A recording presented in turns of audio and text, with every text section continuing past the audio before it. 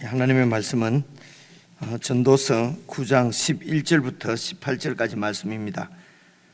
구약성경 957페이지 전도서 9장 11절부터 18절입니다. 저와 여러분이 한 절씩 교독해서 읽겠습니다. 11절. 내가 다시 해 아래에서 보니 빠른 경주자들이라고 선착하는 것이 아니며 용사들이라고 전쟁에 승리하는 것이 아니며 지혜자들이라고 음식물을 얻는 것도 아니며 명철자들이라고 재물을 얻는 것도 아니며 지식인들이라고 은총을 입는 것이 아니니 이는 시기와 기회는 그들 모두에게 임함이니라. 분명히 사람은 자기의 시기도 알지 못하나니 물고기들이 재난의 그물에 걸리고 새들이 올무에 걸림같이 인생들도 재앙의 날이 그들에게 호련히 임하면 거기에 걸리느니라. 내가 또 해 아래에서 지혜를 보고 내가 크게 여긴 것이 이러하니 곧 작고 인구가 많지 아니한 어떤 성읍에 큰 왕이 와서 그것을 에워싸고 큰 흉벽을 쌓고 치고자 할 때에 그 성읍 가운데에 가난한 지혜자가 있어서 그의 지혜로 그 성읍을 건진 그것이라. 그러나 그 가난한 자를 기억하는 사람이 없었도다. 그러므로 내가 이르기를 지혜가 힘보다 나으나 가난한 자의 지혜가 멸시를 받고 그의 말들을 사람들이 듣지 아니한다 하였노라. 조용히 들리는 지혜자들의 말들이 우매한 자들을 다스리는 자의 호령보다 나으니라. 지혜가 무기보다 나으니라. 그러나 죄인 한 사람이 많은 선을 무너지게 하느니라. 오늘 말씀도 계속해서 우리 인생의 한계를 계속 말씀하십니다. 이런 자연인, 어제도 말씀드린 대로 그냥 이 세상에 하나님 없이 세상을 살면은, 다시 말하면 하나님 없이 우리 인생을 이렇게 바라보면은 8장 마지막 부분에 있는 대로 하나님의 그 목적도 알 수가 없고 또 인생의 의미도 우리가 찾을 수 없기 때문에 그냥 그렇다는 것입니다. 그리고 어제 말씀도 또 모두가 다 죽으니까 다 그냥 죽음으로 다 끝나버리는데 그렇게 열심히 살고 지혜롭게 살고 선하게 사는 것이 무슨 의미가 있는가. 그리고 이제 오늘 말씀은 보니까 11절, 내가 다시 해 아래에서 보니 빠른 경주자들이라고 선착하는 것도 아니고 먼저 도착하는 것도 아니고 용사들이라고 해서 전쟁에서 반드시 승리하는 것도 아니고, 이 빠른 경주자 용사들은 이렇게 보시면 물리적인 어떤 힘이죠, 능력이죠, 그죠? 물리적으로 나타나는 아주 빠른 이런 재능, 능력입니다. 용사는 힘이 있는 자입니다. 그러니까 빠른 사람이라고 해서 먼저 어떤 목적지에 도착하는 것도 아니고, 용사라고 해서 꼭 힘이 세다고 해서 이기는 것도 아니고, 그 다음 나오는 이제 세 가지는 전부 눈에 보이지 않는 지혜, 어떤 정신적인 지적인 능력을 얘기합니다. 보십시오. 지혜자들이라고 음식을 얻는 것도 아니고, 명철자들이라고 해서 재물을 얻는 것도 아니고, 지식인들이라고 은총을 입는 것이 아니니 이는 시기와 기회는 그들 모두에게 임함이니라. 참 인생이 불확실하다는 것입니다. 그래서 결론적으로 하나님 없이 이 세상을 보면은 가장 현명한 것이 어떤 것이냐면 현재에 집중하는 것입니다. 그냥 미래, 죽은 후에 그냥 있는지 없는지도 알 수도 없고 본 사람도 없고, 그래서 현재 이렇게 즐겁게 그리고 기쁘게 누릴 수 있는 거 다 누리면서 이제 그렇게 사는 것이 제일 복 아닌가라고 하는 이런 결론에 도달할 수밖에 없다는 것입니다. 그래서 이 세상에서 일어나는 모든 일은 우리가 이렇게 인생이 무의미하다 하더라도 이렇게 하는 것보다는 이렇게 하는 것이 조금 더 나아 보이는 그런 나은 길이 있지만은, 그래서 어떤 이런 육신적인 힘보다는 지혜가 있어야 더 잘 살 수 있고 조금 나은 것도 있지만은, 그러나 어차피 사람은 죽음으로 다 끝이 나기 때문에 죽은 이유는 뭐 어떻게 될지 알 수가 없으니 다 무의미하다. 그래서 현재에 집중해서 그러니까 즐겁게 산다는 것은 결국은 내 욕망을 따라서 내 욕심이 이루어지면 즐거운 거잖아요. 내 뜻대로 뭐가 일이 되면은 즐거운 거지요. 아무리 그게 절대적으로 좋고 그것이 선하다고 해도 나한테 맞지 않으면은 그거는 이게 내가 행복할 수가 없는 것 아닙니까? 이게 하나님 없는 세상의 그 사람들의 한계라는 것입니다. 그래서 짐승이나 동물들 같으면 이런 생각도 없이 그냥 살아버릴 텐데, 하나님의 형상대로 지음받아서 정말 고귀한 하나님과 같은 존재로 지음받은 우리 그 인격이 있는 이런 지정이가 있는 우리 사람이니까 이게 더 괴로운 거예요. 아무런 생각 없이 그냥 동물처럼 짐승처럼 살면은 뭐 괴롭고 힘든 것도 없는데, 사람이 되고 보니까 이제 이런 불합리한 세상들, 불확실한 세상을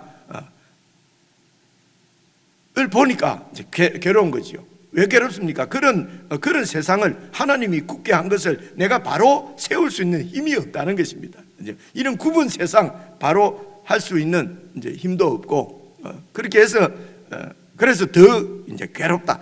사실은 이제 그런 참 지혜는 내가 그렇게 괴로워하는데 악이 더 승행하고 악한 자가 복을 받고 악한 자가 형통하고, 그래서 결국은 그런 데 대해서 막 고통스러워하는 것은 나는 선하다는 것 아닙니까? 그죠? 나는 선한데, 나는 착한데 이렇게 밖에 안 되는데 왜 더 악한데 이제 저런가? 나는 능력이 더 많은데 이렇게 밖에 되지 못하고 저는 더 내보다 능력 없는 자가 더 잘 되는가? 이렇게 불공평한데, 그러니까 보니까 이 악은 사람이 다 죽음으로써 끝날 수밖에 없는 것은 모든 자들이 다 죄 때문이더라. 나도 참 악하더라. 내가 내 속을 잘 들여다보지 않아서 그렇지. 악한 것은 이제 마찬가지구나. 여기까지도 오면 이건 참 지혜로운 거죠. 그런데 이런 지혜도 이렇게 지혜로운 것도 이 세상에서는 뭐 그냥 우매한 자나 지혜자나 뭐 별반 이렇게 다를 것이 이제 없더라 하는 아주 정말 정말 인생에 대한 아무런 소망이 없는 이제 그런 결론에 사실은 도달할 수밖에 없다는 것입니다. 그렇기 때문에 이 지금 마지막 네 번째 설교에서도 결국 결론은 우리가 살아있을 때에, 젊을 때에 창조주를 기억하고 그 창조주의 뜻을 생각하고 그 창조주의 뜻에 순종하고, 그것이 바로 여호와 하나님을 경외하는 것이란 말입니다. 그래서 여호와 하나님을 경외하는 것이 제일 나은 것이다. 이것은 어떻게 비교할 수도, 다른 어떤 것과 비교할 수도 없는, 무엇보다도 조금 더 나은 것이 아니고 절대적으로 이 세상의 모든 것을 다 가져도 여호와 하나님을 경외하지 않으면, 하나님이 없으면 그 인생은 죽음으로서 끝나는 정말 무미한 인생이고, 이 세상에서 모든 것을 잃은 것처럼 보여도 하나님이 그 가운데 계시면 결국은 죽었어도 남는 것은 하나님이 남는다는 것입니다. 하나님 한 분이 남는 것이죠. 이게 창조주 하나님을 이제 기억하는 이제 복인 것입니다. 그래서 하나님의 형상대로 만들어진 우리가 하나님하고 교제할 수 있도록 하나님의 임재 가운데 살아가는 것, 이것이 영원한 복인 것을 결국은 하나님의 아들 예수 그리스도께서 이 땅에 오셔서 죽으시고 부활하심으로 우리에게 보여주신 이게 사건, 놀라운 복이지요. 그래서 예수님을 우리 이제 복음이라고 말씀을 하는 것이거든요. 구약의 이런 절대 절망 가운데 빠지지 않으면 예수 그리스도의 그 절대적인 은혜를 깊이 누릴 수가 없는 것은 확실한 것 같습니다. 그래서 오늘도 우리에게 이 전도서 말씀을 주신 것 같습니다. 그래서 여기서 조금만 더 자세히 살펴보면요, 11절을 다시 보시면요, 이런 물리적인 힘보다도 세상의 지혜자들도, 이런 그 명철한 자들도 이런 물리적인 힘보다도 이런 정신적인 지적인 힘이 더 낫다는 것입니다. 그래서 지혜자들이라고 음식물을 얻는 것도 아니더라, 명철자들이라고 재물을 얻는 것도 아니다, 지식인들이라고 은총을 입는 것도 아니다. 그러니까 고대에, 그 당시에 이 전도서의 말씀을 듣는 그 시대에 사람들의 생각은 지혜가 있으면은 음식물을 이렇게 양식을 풍성히 얻고, 그리고 명철하면은 재물을 크게 얻고, 그죠? 그래서 지식이 있으면은 명성을 얻는다는 것입니다. 은총을 받는다는 것이니까요. 그러니까 지혜가 있고 명철하고 지식이 있으면은 이제 이 세상에서 좋은 것을 누릴 수가 있죠. 음식도 충분히 배고프지 않게 누릴 수 있고, 재물도 충분히 이렇게 얻을 수 있고, 그리고 명예도 얻을 수 있고. 그래서 이렇게 지혜 있는 자가 누리는 이제 축복인 것입니다. 축복이죠. 복입니다. 복. 그래서 신앙이 좋으면은 복을 받는다. 그죠? 이렇게 그래서 그래서 이게 이제 발전하면은, 이제 하나님을 잘 믿으면은 결국 우리가 받아 누릴 수 있는 복은, 축복은 음식과 재물과 명예라 말입니다. 그죠? 그래서 이제 구약에 있는 이런 아직도 계시가 예수 그리스도를 통해서 완전히 밝혀지지 않은 구약 시대 때는 이런 정신적인, 지적인 최고의 지혜가 바로 하나님을 아는 것 아니겠습니까? 그래서 이제 유대인들이 하나님을 잘 믿으면은, 하나님을 아는 지혜가 있으면은 이 땅에서도 복을 받는데, 그 축복이 뭐냐면은 풍부한 음식, 기름진 음식, 이렇게 풍성한 재물, 그리고 이래 높은 사람 되고 명예를 얻는 것이거든요. 이게 바로 지혜자와 부자가 이제 이렇게 같은, 그래서 지혜가 없는 어리석은 자는 가난한 것입니다. 이것이 규범입니다. 규범적인 지혜죠.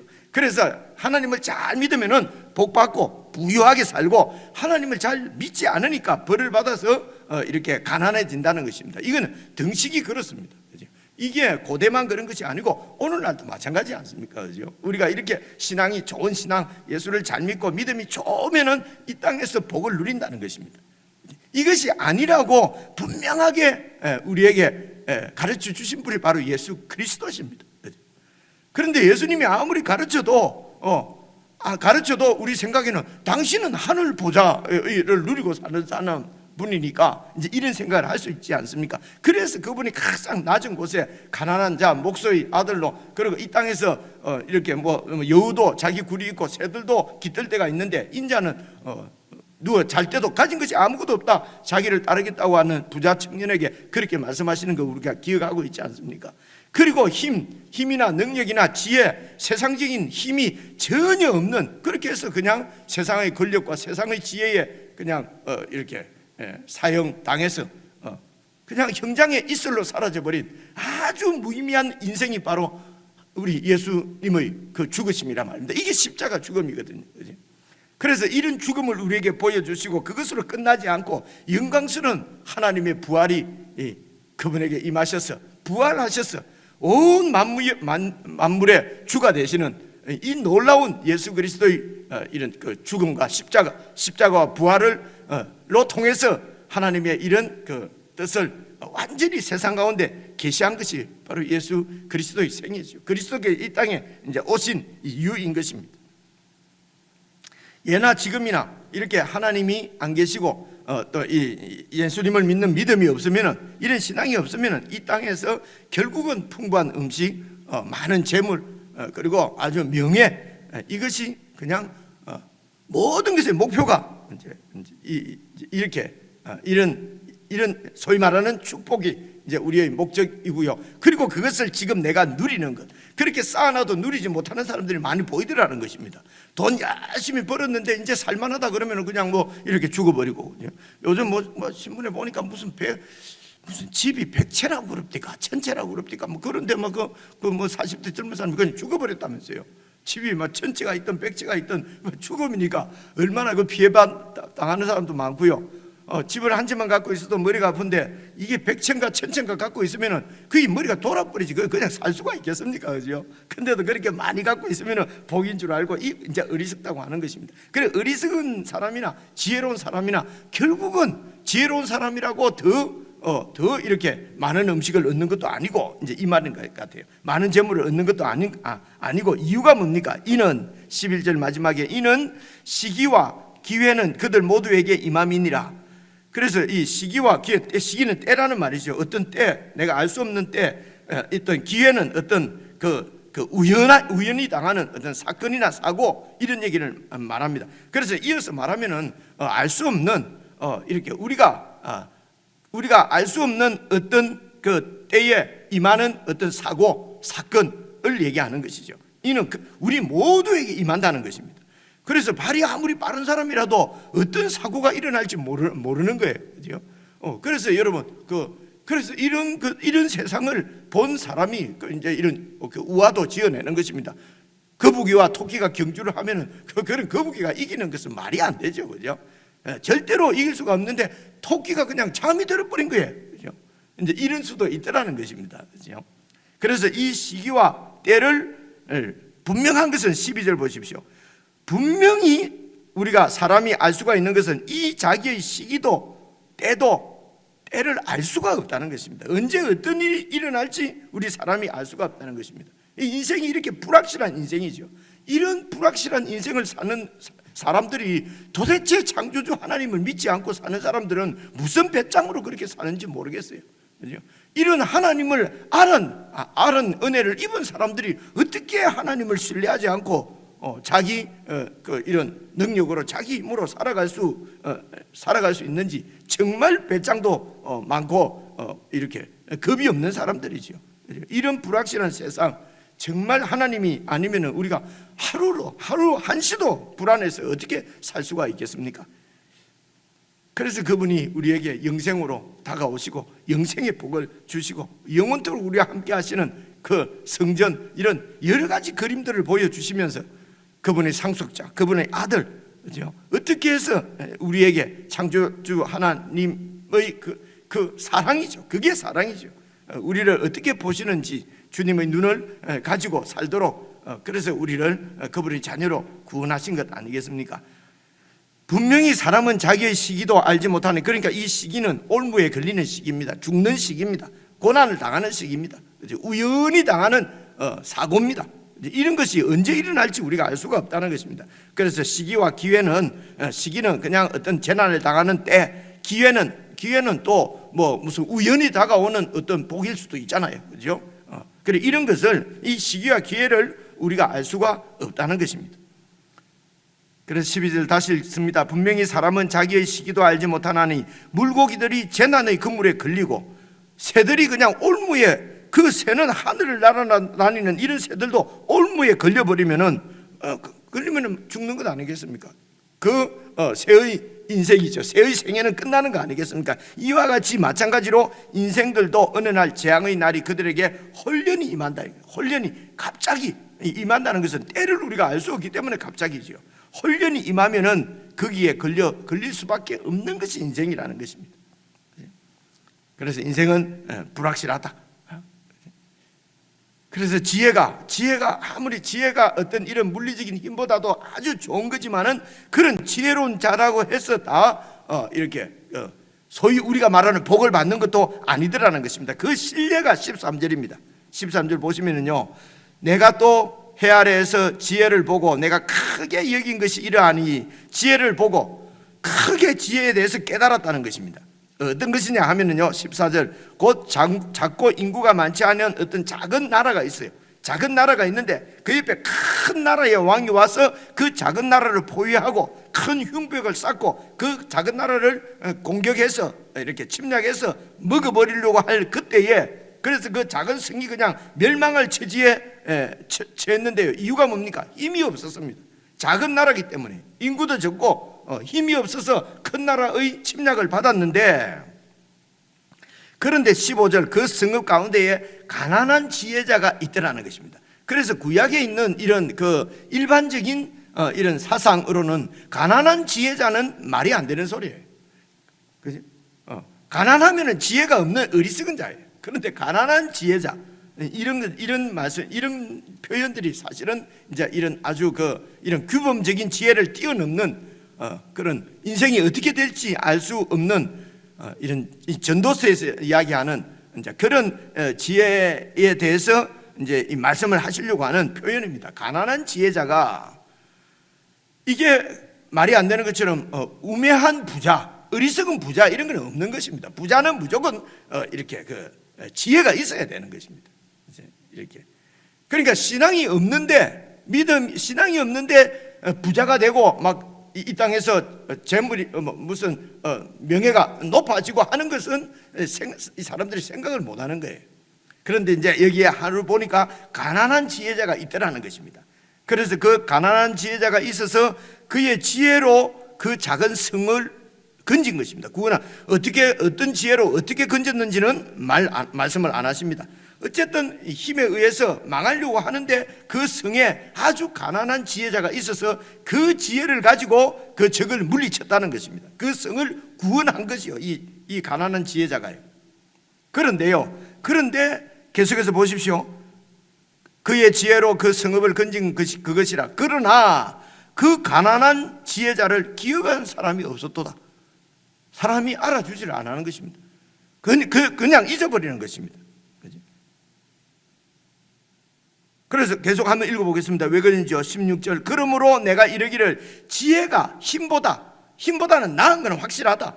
힘으로서 이길 수 없는데 지혜로서 그 성이 구원받았으니까. 그러나 가난한 자의 지혜는 멸시를 받는다. 그의 말들을 사람들이 듣지 아니한다.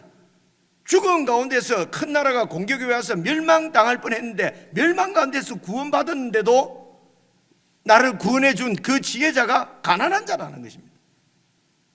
그러면 멸시를 받는다는 것입니다. 참, 그래서 지혜가 좋기는 좋은데, 지혜가 힘보다는 좋은데, 그러나 이 힘이 없다고 해서 이 지혜도 멸시를 당한다는 것입니다. 이게 지혜의 한계라는 것입니다. 지혜가 힘보다는 좋지만은 그러나 이 지혜도 한계가 있다는 것입니다. 그래서 창조주 하나님이 안 계시면은 지혜도 아무런 의미가 없다는 것입니다. 지금 그 말씀을 하고 있네요. 그 얘기를 하고 있는 이런 이야기가 내일까지 10장에도 계속 이어집니다. 그리고 11장에 가서 12장 7절까지 이렇게 해서 그래서 하나님 안에서 보는 인생관, 그것을 이제 말씀을 하고 결론적으로는 결국 한 줄입니다. 창조주 하나님을 기억하라. 이게 얼마나 좋은지 알 수가 없어요. 뒷부분을 보니까 심플하지 않습니까? 창조주 하나님을 기억하라. 그죠? 정말 불확실한 인생, 뭐 힘이 있다고 결국 이기는 것도 아니고 지혜가 있다고 결국 승리하는 것도 아니고 이 도대체 그럼 어떻게 살아나는가 말인가? 그래서 현재에 집중해서 그냥 욕심 따라서 낙을 누리고 쾌락을 쫓아서 그렇게 자기 중심적으로 살 수밖에 없는 이런 짐승 같은 그런 인생들 가운데서 영원한 하나님 나라를 소망하고 창조주 하나님을 기억하고 그분의 뜻을 쫓아서 산다는 것은 이렇게 여호와 하나님을 기억하면은요 우리가 처한 모든 곳에서 정말 어떤 분의 표현대로 반짝거리며 살 수가 있는 거지요. 근데 우리는 재물을 많이 얻고 높아지고 명예를 얻고 해야지 뭔가 그 명예롭고 반짝거린다고 빛이라고 생각하는데 그렇지 않고 그렇게 능력이 있거나 없거나 부자거나 가난하거나 소위 말해서 축복을 받았거나 안 받았거나 여호와 하나님을 기억하지 않으면 하나님을 경외하지 않으면 아무런 다 똑같다는 것이죠. 의미가 없는 인생이라는 것입니다. 그래서 13절부터 나오는 얘기는 이 지혜가 또 얼마나 이게 참 허무한 것인가 하는 것을 예증하는 어떤 예화지요. 예화입니다. 사람들이 그 지혜로 구원을 받았는데도 그 지혜자가 가난하기 때문에 멸시하는 것입니다. 그만큼 인간의 욕망은 이 땅에서 소위 말하는 이 땅에서 재물을 누리는 부유함을 누리는 명예를 누리는 세상 물질적인 복에 대한 열망이 이렇게 강하다는 것입니다. 그래서 이 복을 포기하지 않으면 예수님 말씀하시는 영원한 복을 얻을 수가 없다는 것입니다. 여러분 이게 신약에 부자 가난이 예수님을 찾아와서 결국은 그 부자 가난이 떠나지 않습니까? 그죠? 예수님을 떠납니다. 그 제자들이 참 그 예수님한테 물어보니까 예수님이 부자가 하나님 나라에 들어가는 것은 낙타가 바늘 귀로 들어가는 것보다도 어렵다, 불가능하다는 것입니다. 그래서 부자는 천국에 못 들어간다고 예수님 분명히 말씀을 하셨죠, 그죠? 그래도 여기 부자는 돈 많은 것이 아니고 재물 많은 것이 아니고 그냥 마음이 부자인 것을 말해. 마음이 부자 이런 얘기가 없습니다. 하여튼 많이 있으면은 우리 주님을 신뢰하지 않습니다. 주님도 들러리가 되어버리는 것이 그건 우리가 잘 아는 거지 않습니까? 그렇죠? 아는 것입니다. 그래서 결론적으로 예수님께서 하신 말씀이 하나님과 재물을 겸하여 생길 수 없다. 예수님이 아니면 아니지요. 그렇죠? 단순하게 아니구나.